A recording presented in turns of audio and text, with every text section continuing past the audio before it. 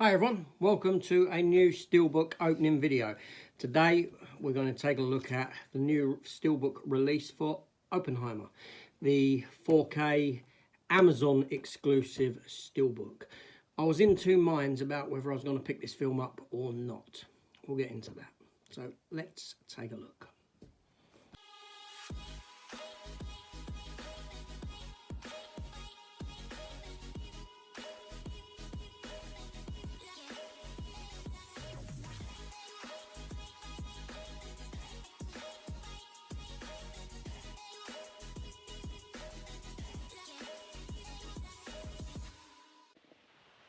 Unless you were living under a rock, you know about the film Oppenheimer. It's one of the bigger releases of this year. Came out the same weekend as Barbie, and they used that as a the films benefited one another being released on the same date. You had the Barbenheimer stuff that went on where go and see both films in the same weekend or some such nonsense. I didn't partake in that, didn't feel the need to. But this is the UK Amazon exclusive edition. I say UK Amazon exclusive. It's very feasible that it's available in other territories on this design. Now there is a second design of Steelbook, which is this one here. I didn't opt for that one. I opt for this one. I went for this one. I preferred this design over that design. Ultimately, art is subjective, obviously, so it's down to personal opinion as to which one you prefer. Neither is a right or wrong answer, but for me, I went with this one. I do feel that both Steelbooks are somewhat underwhelming. I do feel that the film, I don't know whether they can actually do a really good poster for this movie or not. I don't think they can. Or maybe I'd like to have seen something with a big mushroom cloud on it or something like that. I don't know. But I do find both Steelbooks to be underwhelming. I opted for this one. So we're going to take a look at it. And then we'll talk about why I was in two minds about picking the film up or not. So first of all, let's adjust the camera so we can take a gander.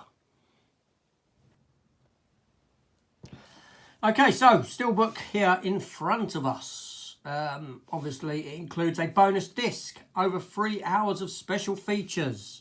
Fantastic. Limited edition Steelbook there.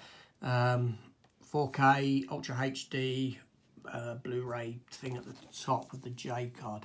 So what we're going to do is we shall get into it. I'll take the plastic off first before we have a proper look at it. Okay, so that's off. Obviously, there's no spot glossing, there's no embossing or anything like that. It's just like bulk standard Steelbook image. Let's get this. Well, now let's have a look at the back of the J card first before we do anything else. Okay, so we have 3 discs in there, as you can see: the 4K, the Blu-ray, and the special features disc. There's some of the special features there, and we have all of the tech specs there, as you can see. Yeah, and we have the subtitles: English, SDH, Dutch, French, German, and Italian. That's on the 4K. The Blu-ray only has English subtitles. The Blu-ray only has English DTS HD Master Audio, 5.1 English audio description, whereas the 4K has the other audio languages on it, as you can see, as well as English, French, German, Italian, DTS Digital Surround 5.1. There's your other info there. Yeah, so I think that pretty much covers everything. So let's get this J card off. It is a thin J card and it is glued on. Now, I spoke too soon because I said that this had no embossing, and I was wrong. I was completely wrong. It does have embossing at the bottom on the title, or debossing I should say. So that's a nice touch to it. I'm looking for any dents. It's funny because when you film these sort of videos, I'm looking through the camera and not at the actual product, so I don't really see if there's any damage. And some people say, "Oh, look, there's a bit of damage there." Oh, yeah, I didn't say that because I'm looking through the camera as opposed to looking at it. But I can't see nothing on the front. But yeah, so there's the front there. The art does wrap over a bit. There is the spine with just the title on it and the Universal logo at the bottom there, orange on a black logo. And as for the back, let's see what the back has in store. Bam! Okay, just flames. All right, fair enough. Not much going on really. Open it up and there's the front and back of the Steelbook together. Fantastic. So we're having a look there. I'm just having a look for any damage or any slight dents, and there is none. I don't know, it feels a little bit thingy there. Maybe a slight little push in there, but to be honest, I can't see it. More of me feeling it, but it might just be the... I think I'm looking for something that isn't there, to be honest. I think it's just the Steelbook where this all goes in and whatnot. Let's open it up and take a look at the inside. Okay, so there's the inside. So we have 3 discs. Obviously, the 4K disc is there. And then we have the Blu-ray disc there. And we have a special features disc there. So all discs have a different artwork on. Yeah, and that's your inside image of the Steelbook. So let's put these back in. What I will do is I'll put the Blu-ray in first because I likely won't watch the Blu-ray disc. It will be the 4K and the special features. What I will do is I'll put the special features on that side because that disc won't come out too often. And I'm very funny about, I hate taking discs off of this side for some reason. I don't know why. So usually if it's a 2 disc, I'd put the, you know, and it was like that, I'd put the Blu-ray on that side and the 4K on that side. I don't know why, just a bit anal in that sense, I suppose. So yeah, so, you know, like I said, I spoke too soon. Nice that it's got some debossing on the title. Fantastic. I like that a lot. Just adds a little bit of depth to it.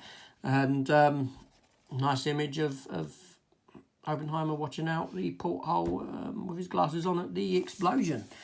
That's it. That's the Steelbook. So why was I in 2 minds about picking this up? Let's find out.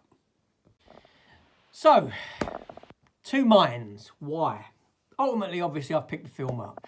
Okay, this is a great film. It's a really well-crafted, well-made, well-directed, well-written, well-acted movie. I cannot fault the movie in any way. I can't. Christopher Nolan is a great filmmaker, and I cannot fault the film. It's a great piece of cinema as a history lesson, and therein lies the problem for me, and this is why I was in 2 minds about picking the movie up. I'm glad that I've picked it up. I'm glad that I've picked it up on Steelbook, but it's not a film that I would watch regularly. Therein, like I said, lies the issue. The entertainment factor doesn't exist with this film. This isn't the sort of film that if I wanted to be entertained for an evening, I'm going to put on Oppenheimer. I'm not going to do it. The same can be said for something like Schindler's List. It's not a film with an entertainment value. It's got historical value. It's got a historical significance. It's a history lesson of a movie. So in that sense, yes, I wouldn't watch it often at all. But it's a well-crafted, well-made, well-written, directed, acted, shot movie. That can't be denied. Costume design, everything is spot on with a movie.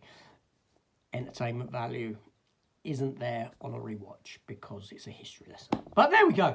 There we go. That was it. So it's a nice Steelbook. that does bring it to life. That makes me a bit happier that they've done that with it than just having a blank sort of just canvas, flat, no depth to it. But I do feel that both Steelbooks were somewhat underwhelming in my opinion. But that's just me. So anyway, thoughts down below. As always, have you watched this film? Is it a film that you've picked up? What version did you pick up? Did you go for a Steelbook? Did you go for the other Steelbook, this one? Standard 4K, Blu-ray, DVD even. DVD still holds worth? Of course it does. It's physical media. And, you know, I'm not a physical media snob in that I deny DVD's existence. I still pick up DVDs. It isn't my go-to format, but I still pick up DVDs as and when. There's still a place for them in my collection. Of course there is. But yeah, so anyway, I'm done rambling. You don't want to hear me talk anymore. Let me know your thoughts down below in the comments, and I'll see you soon. Of course I will.